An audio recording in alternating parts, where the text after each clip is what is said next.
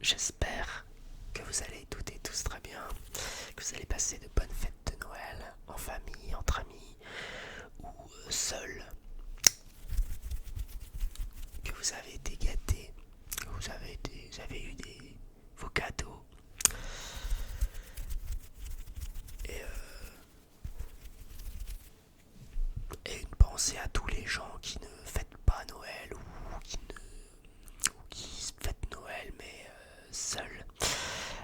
Une pensée à tous ces personnes qui souffrent de solitude, ou qui souffrent de l'isolement imposé par ce qui se passe en ce moment.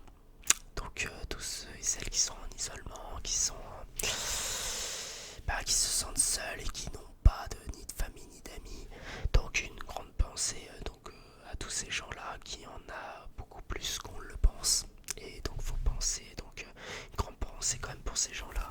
Parce que c'est vrai qu'on a tendance à les oublier, qu'on a l'impression que ça n'existe pas, des gens aussi seuls et au final ils existent quoi. Que ça soit en France ou dans le monde entier, c'est partout pareil en fait.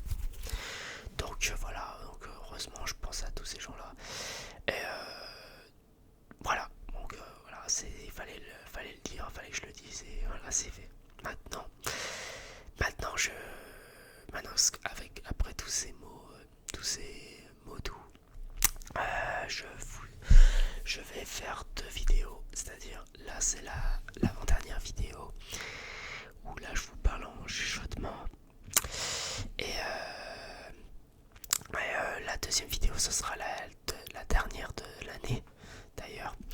Ce sera une vidéo soft spoken où je récite mon texte de fin d'année que je fais à peu près tous les ans et qui est écrite, un texte qui est écrit par moi-même. Donc je vous laisse la surprise pour la dernière vidéo qui arrive juste après celle-là. Et donc pour cette avant-dernière vidéo, j'aimerais vous présenter mes dernières œuvres de fin d'année, on va dire, que des œuvres d'art, peinture, dessin, tout ça, etc. Que j'ai fait, pas vraiment en fin d'année, mais plutôt que j'ai commencé genre en début d'année ou milieu d'année et que j'ai terminé en fin d'année, quoi. Donc, à commencer par le meilleur, je dirais le meilleur, une des meilleures œuvres que j'ai pu faire jusqu'à présent, parce que c'est quelque chose que je n'ai pas l'habitude de faire. C'est une œuvre à la fois réaliste et fantaisiste. Voilà, enfin, fantastique, on va dire. Il s'agit de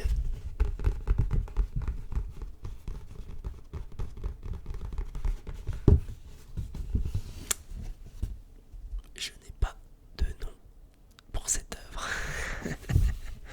Sincèrement, je ne sais pas encore quel nom je vais donner à cette œuvre. Si vous avez des idées, n'hésitez pas à mettre en commentaire pour le titre de cette œuvre, parce que là, j'avoue, je ne vois pas trop comment je pourrais appeler cette œuvre. Ben oui, ça m'arrive de pas trouver de titre à cette œuvre, mais ça va venir, ça va venir.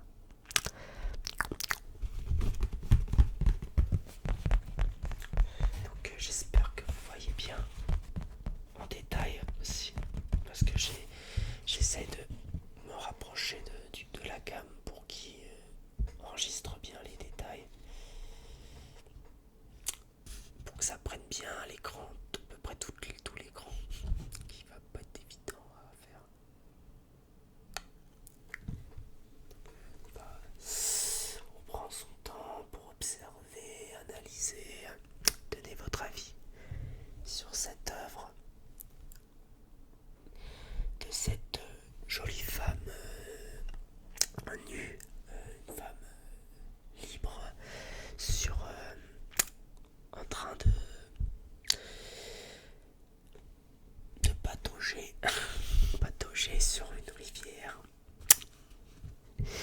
sorte de rivière qui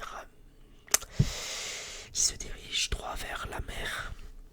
En gros, c'est ça le message aussi de l'œuvre. Mais on est très loin que ça soit ça comme message. Je crois on peut interpréter de différentes façons cette œuvre que j'ai peint. Parce qu'à la base c'était un dessin, puis après ça s'est transformé en peinture. J'ai voulu faire un mélange de peinture et de crayon, de feutre aussi. Pour les formes, les contours, ça c'est du feutre.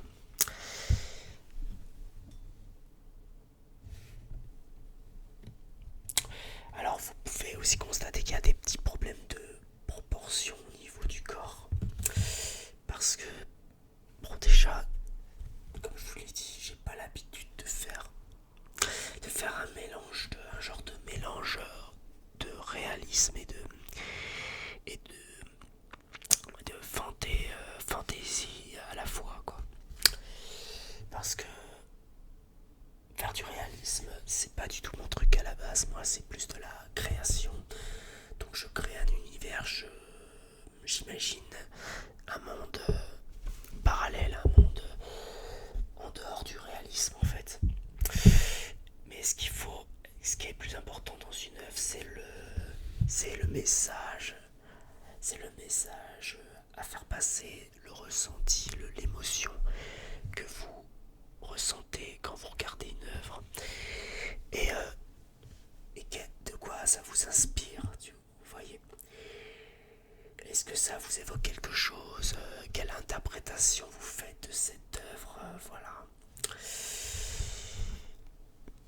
Ça peut évoquer des souvenirs, ça peut évoquer autre chose, tout et n'importe quoi en fait.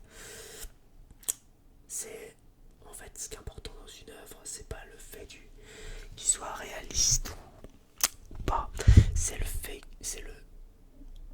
tout simplement le message, le ressenti qu'on a vis-à-vis de cette œuvre, si ça nous parle ou pas. Voilà. Et pour ma part, cette œuvre, je le trouve très bien. Je suis assez fier de ce que j'ai fait. Par contre, oui, bien sûr, vous voyez, bon, des fois, il y a une ligne noire, ça fait pas terrible. Donc ça fait un peu tâche. Si on parle après, si on peut parler de l'aspect technique, évidemment, c'est discutable. On peut critiquer l'aspect technique, bien sûr. On peut voir qu'il y a des petits problèmes, voilà. Comme je disais, de proportion au niveau du corps, des problèmes au niveau de la lumière. Le jeu de lumière, c'est vraiment le coucher de soleil, c'est vraiment pas évident à faire en peinture. Moi, j'en ai fait rarement des couchers de soleil, je pense que c'est la première fois ou la deuxième fois que je fais un coucher de soleil en peinture. Mais là, je crois que pour un coucher de soleil, c'est le meilleur que j'ai pu réaliser jusqu'à présent. Donc en ce qui s'agit des jeux de lumière, du coucher de soleil, du paysage, tout ça, je pense que c'est assez réussi. Toujours des petits. Après, voilà. Là, dans l'aspect technique, évidemment, dans l'aspect technique, c'est moins réaliste. Voilà, c'est moins réaliste, faut dire ça.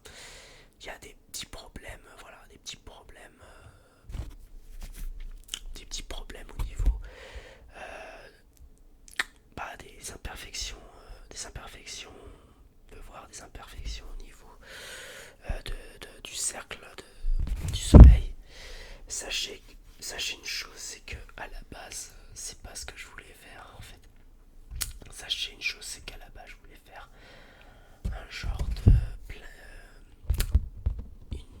de planète, de planète de couleur rouge qui ressemble au soleil quand elle se couche, mais c'est pas vraiment le soleil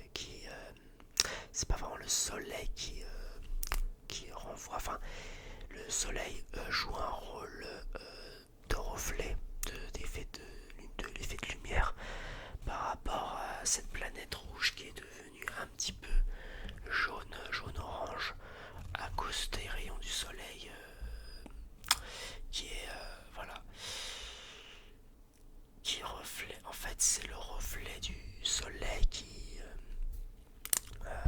comment on va dire, qui, euh, qui donne à cette planète un petit peu rouge, un peu orange et tout. En fait, en gros, en fait, j'avais imaginé qu'on est dans une terre inconnue avec une femme qui est toute seule mais libre de faire ce qu'elle veut. Enfin, voilà, d'être dans une atmosphère très paisible, très vivable, en pleine nature, avec une planète. Après, au premier abord, évidemment, on peut s'imaginer que c'est le soleil qui devient rouge quand elle se couche. Seulement, vous voyez un peu la grandeur de ce soleil. Il fait vraiment gros, hein, comme si le soleil, ou comme si la Terre se rapprochait du soleil petit à petit. Et que le soleil, on peut imaginer que le soleil est en fin de vie. Et quand elle est en fin de vie, logiquement, elle devient rouge au fil du temps. Après, ça peut se passer à des milliers ou des millions d'années après notre passage sur Terre. Après, on peut s'imaginer plein de choses qui restent des rescapés sur la Terre mais que ce sera pas une vie comme ça qui risque de se passer. Enfin, voilà, interprétez cette œuvre comme vous le voulez. Moi, en tout cas, mon interprétation de mon œuvre, c'est ça en fait. C'est qu'en fait, pendant le coucher du soleil, il y a une planète rouge qui passe entre le soleil et la terre et qui donne ce reflet-là, un petit peu à la fois fascinante, magnifique à la fois fascinante et inquiétante. C'est-à-dire, c'est très beau à la vue, c'est très très beau. Mais quand on voit une planète rouge qui se rapproche plus de la Terre que du Soleil, eh ben on a de quoi s'inquiéter. Mais en tout cas, cette femme-là n'a pas l'air d'être plus inquiétée que ça. On peut parler de déni un petit peu, le déni du danger aussi qui nous guette. Ça peut être ça aussi. On peut voir ça d'une façon ou d'une autre. Voilà, voilà, si on peut parler aspect technique, voilà, des petits problèmes au niveau au niveau aussi de l'eau, du reflet de l'eau, qui est un petit peu trop, qui est trop blanchi à mon goût. Mais encore une fois, c'est assez complexe à faire. Hein. Faire un bon coucher de soleil parfait, ça n'existe pas. Donc moi, voilà, j'ai fait selon ce que je sais faire et selon mes connaissances, où j'ai dû apprendre un petit peu à faire, comment faire un coucher de soleil en peinture et tout.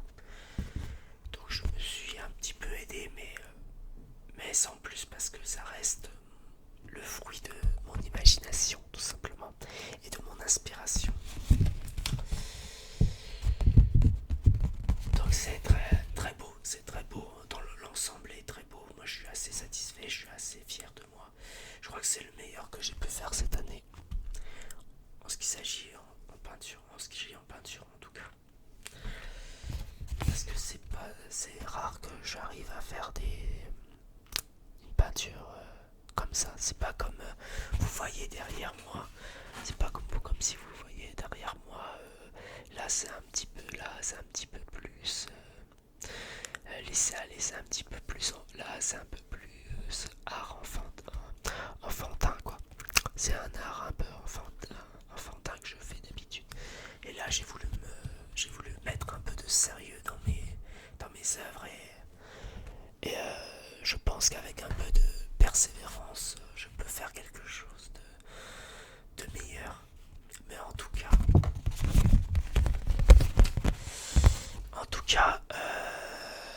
c'est le meilleur que j'ai pu faire cette année, tout simplement. Et enfin, bon, je vais pas trop m'attarder là-dessus sur ce dernier œuvre qui était un petit peu fait au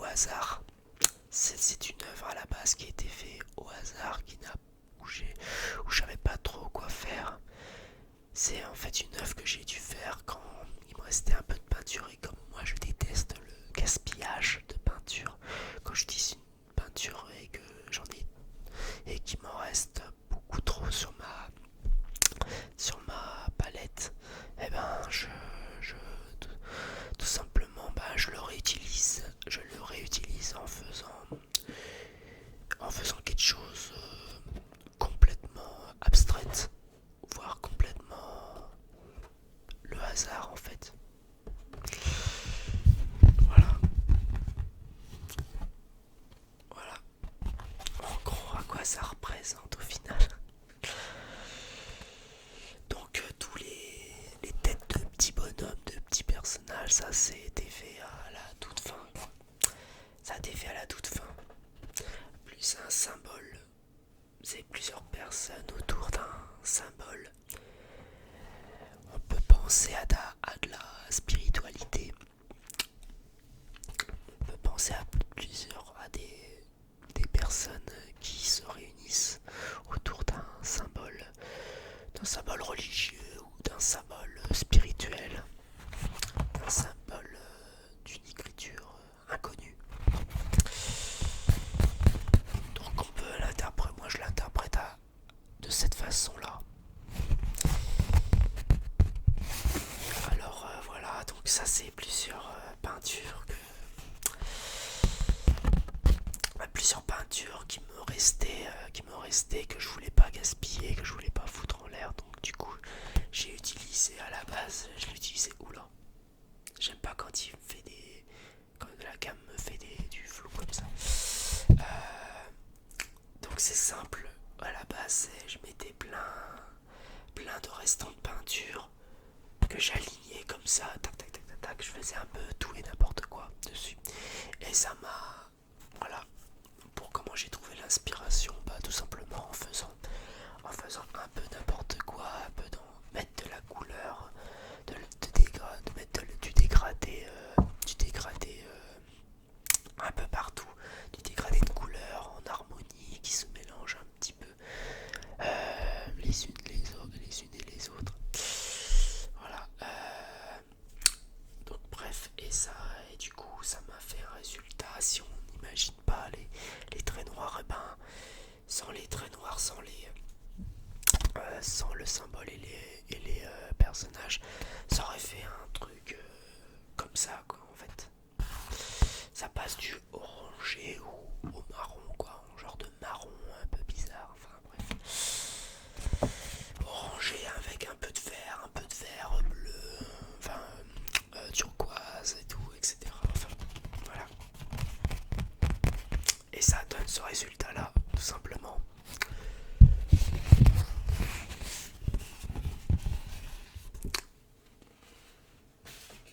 Voilà, tout simplement.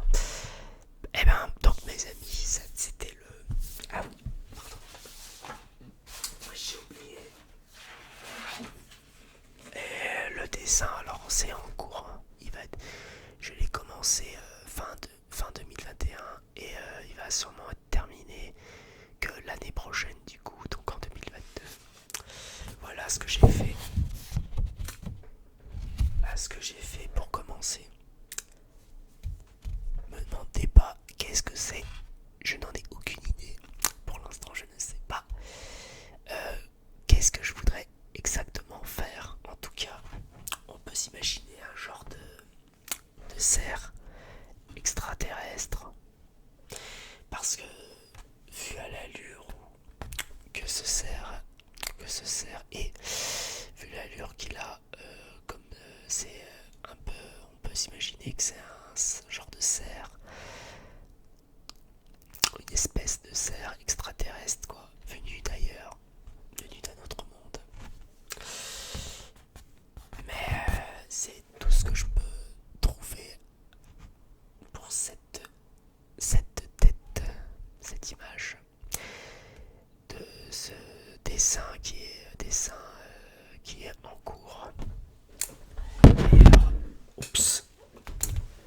D'ailleurs, j'en profite. Putain, je fais du bruit par contre, je suis con. Et j'en profite pour vous dire que le rouge là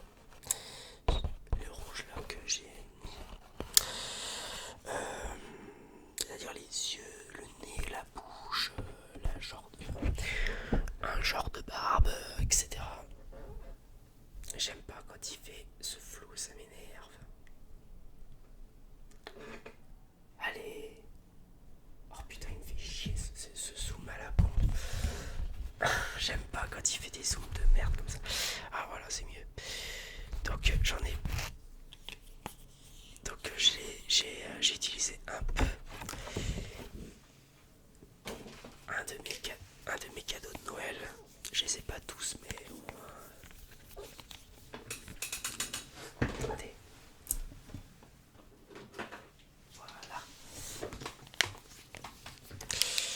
j'ai eu à Noël en cadeau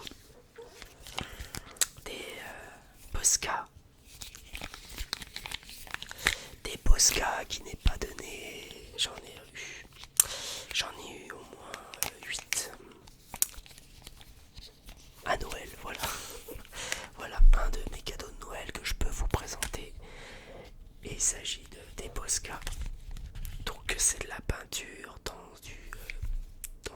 dans un marqueur, tout simplement. C'est pour ça, c'est pas donné à l'unité, c'est pas donné.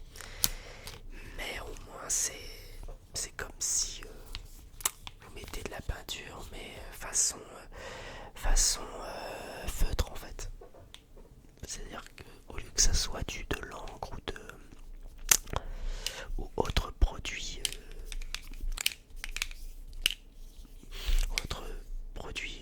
qu'on peut voir dans les marqueurs et tout, et ben c'est de la peinture qu'il y a à l'intérieur de ces fameux Posca.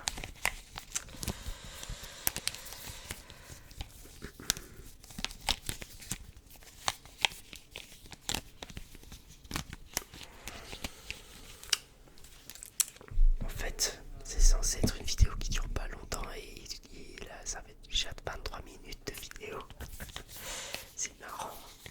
Faut toujours que je fasse durer la vidéo. Oups.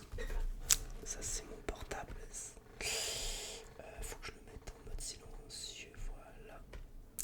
Pour pas que vous soyez étonné que c'est votre portable qui a sonné. Mais non, c'est mon portable qui a sonné. Donc si vous avez entendu un bruit de notification de smartphone, c'est le mien, pas la vôtre.